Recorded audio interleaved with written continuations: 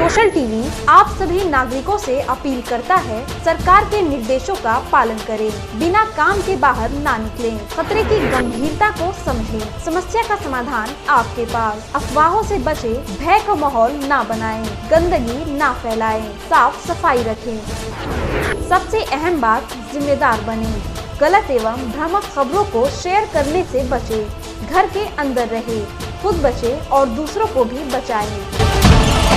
Corona के संक्रमण के बीच जारी लॉकडाउन में कोई परेशान न हो, इसके मद्देनजर 8 जगहों पर सामुदायिक किचन चलाया जा रहा है, लेकिन यह सिर्फ शहरी आबादी के बीच तक ही सीमित रहा और पिछले 25 मार्च से ही इसकी शुरुआत भी की गई है। इस केंद्र पर भोजन के साथ ही लोगों के रहने और कपड़ा बर्तन का भी बखूबी जुगाड़ किया गया है।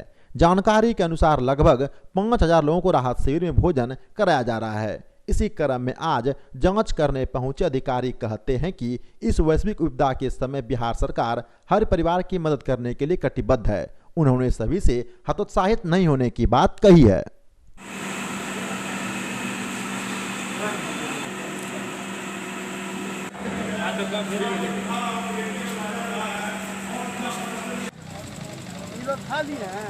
हाँ, ये सब दूसरा बैठे हैं, सब दूसरा। ये जो मेरा टीचर्स ट्रेनिंग कॉलेज है और इसके अलावा 2 अन्य और जगह हैं, देवी बाबू धर्मशाला और दल्लू बाबू धर्मशाला। लॉकडाउन के प्रारंभ से ही हम लोगों ने यहाँ पर 24 तारीख से 25 तारीख से यहाँ पर लोगों को, जो लोग आवासित होना चाह रहे थे उनको आवासित किए और यहाँ पर भोजन निरंतर कराया जा रहा है। ये लॉकडाउन की समाप्ति तक चलेगा। बीच बीच में हम लोग इसका निरीक्षण करते रहते हैं। यहाँ पर जिला प्रशासन की ओर से तमाम पदाधिकारी प्रतिनियुक्त हैं। इसके संचालन की संपूर्ण जिम्मेदारी अंचल अधिकारी जगदीशपुर की है।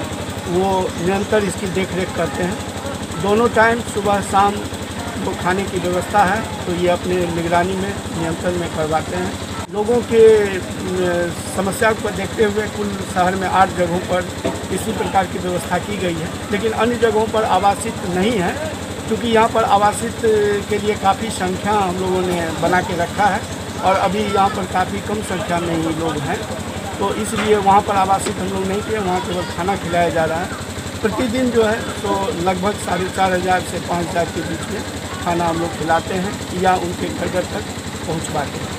अभी गए हैं, उनके लिए 8 स्थानों पर कम्युनिटी किचन की व्यवस्था की गई है, जहाँ पर रोज लगभग 5000 से ऊपर लोगों को भोजन करवाया जा रहा है। उन 8 स्थानों में से 2 स्थान पर मतलब यहाँ टीचर ट्रेनिंग कॉलेज घंटाघर और दल्लू बाबू धर्मशाला स्टेशन रोड पे लोग आवासित भी हैं। लगभग 25 के आसपास लोग हैं जो किन्हीं भी कारणों से यहाँ पे फंस गए हैं और वो रह रहे हैं। फिर बिहार सरकार का ये निर्णय हुआ कि क्योंकि ये लोग यहाँ पर रह भी रहे हैं, इसलिए इनकी रोज़मर्रा की जो ज़रूरतें हैं वो भी हम लोग को पूरी करनी चाहिए। तो उसी क्रम में आज यहाँ पर उन लोग को कपड़े, बर्तन और कपड़ों में से 2 प्लेट, 2 कटोरी, बर्तन और बर्तनों में ऐसा, और कपड़ों में भी जैसा एक महिला भी यहाँ पर उनके लिए उनके हिसाब से कपड़े, अंतावस्त्र जो भी पुरुष यहाँ पर है उनके लिए, सबके लिए कपड़े और रोज़मर्रा की जो ज़रूरतें जैसे कि साबुन, कपड़ा धोने का, नहाने का, कंघा और शीशा और शैम्पू और सैनिटाइजेशन के लिए जो हाथ धोने का साबुन है वो भी यहाँ पर प्रदान किया गया है। कोरोना के संक्रमण काल में प्रधानमंत्री नरेंद्र मोदी ने भारतवर्ष के परंपरागत गमछे को आज मास्क के तौर पर इस्तेमाल करने की सलाह दे दी है, लेकिन आज़ादी के पहले और बाद में भी महात्मा गांधी अर्थात बापू ने खादी को बढ़ावा देने का संकल्प लिया था। बाकायदा इसके उपरांत पूरे भारतवर्ष में खादी ग्रामोद्योग की स्थापना भी की गई थी।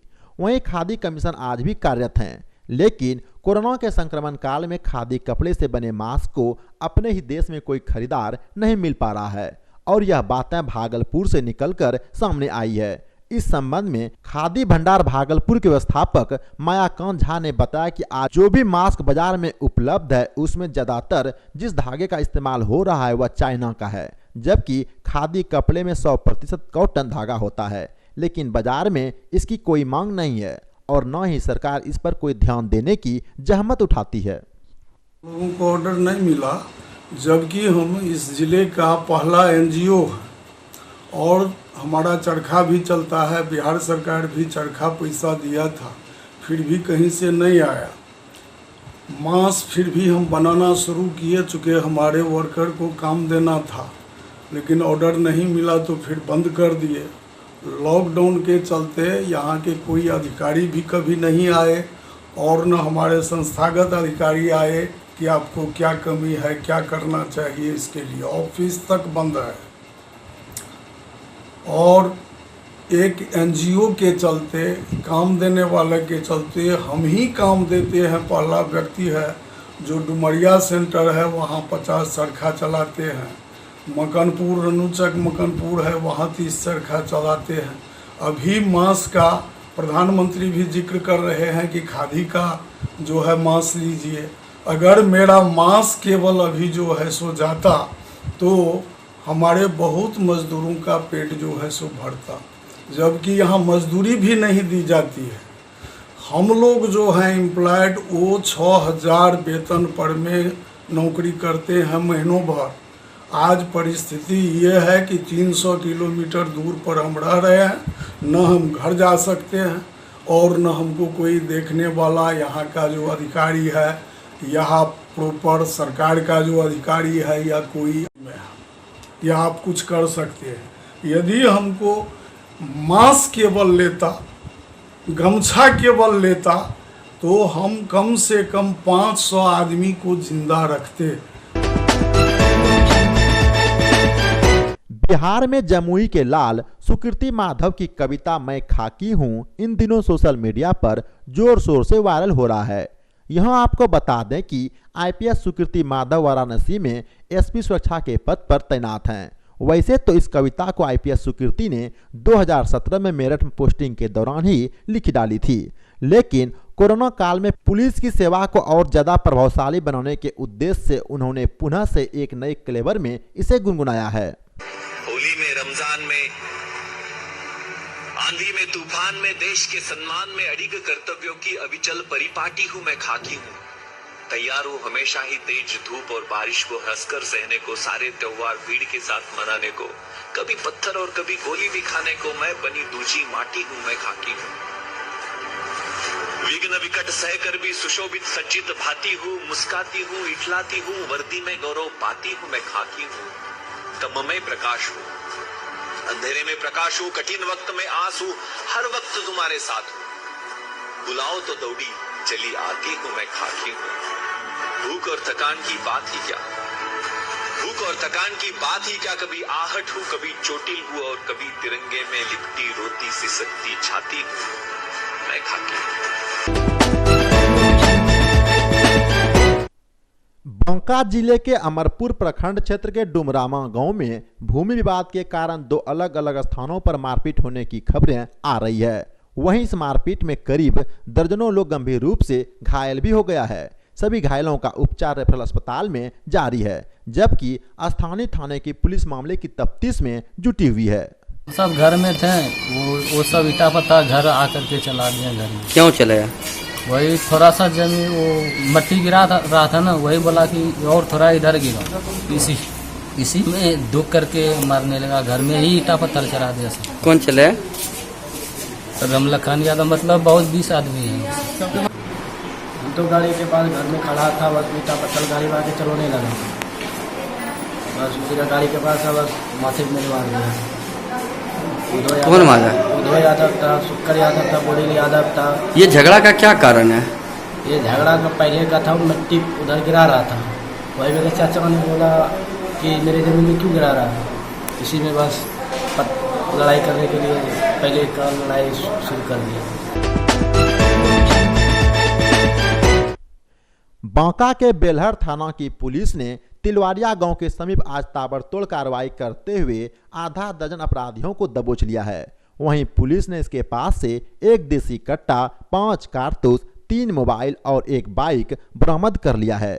इस संबंध में एसपी अरविंद कुमार गुप्ता ने बताया कि उन्हें तिलवारिया मोड़ के समीप सभी अपराधियों के जुटने और किसी आपराधिक घटना की साजिश रचने की गोपनीय जानकारी मिली थी। एसपी की माने तो उनके निर्देश पर पुलिस ने सभी अपराधियों को दबोचकर उसके सारे मंसूबों को धराशाही कर दिया है।